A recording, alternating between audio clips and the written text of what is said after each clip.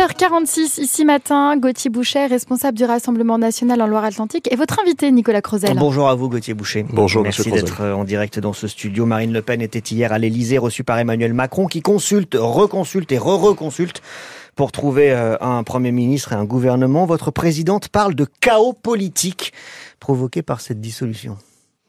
Eh bien, c'est vrai, c'est un chaos politique et institutionnel qui est largement du fait du président de la République lui-même, puisque en activant la logique des fronts républicains entre les deux tours des élections législatives, il a fait au final élire considérablement de députés de l'Union des gauches, du Nouveau Front populaire. Il a donc créé cette situation de 3 blocs égaux, avec une majorité de Français qui certes ont voté pour les députés du Nouveau Front populaire, mais pas pour autant qu'ils aient une majorité absolue. Donc nous sommes devant cette situation insoluble avec les Français qui ne veulent pas d'une majorité NFP et toujours pas de gouvernement au bout d'un mois et demi. Gauthier Bouchet, le chef de l'État entame donc une nouvelle vague de consultation, cette fois sans vous, sans votre parti. Vous ne serez pas convié. En même temps, vous n'avez plus rien à y faire puisque vous êtes clairement dans l'opposition. Vous avez dit ce que vous aviez à dire, c'est ça la position du RN en ce moment ? Nous sommes dans l'opposition au macronisme, comme nous l'étions en 2022, en 2017. Depuis 7 ans, nous sommes en opposition face à ce pouvoir. Désormais, avec 150 députés aux côtés de nos alliés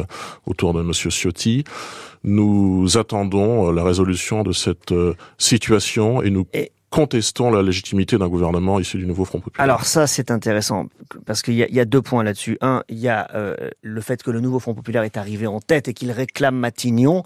Vous avez dit, et c'est de l'arithmétique à l'Assemblée nationale, un Premier ministre de gauche, on le censure. Oui. Ça veut dire que vous ne respectez pas le fait que ce soit eux qui soient arrivés en tête.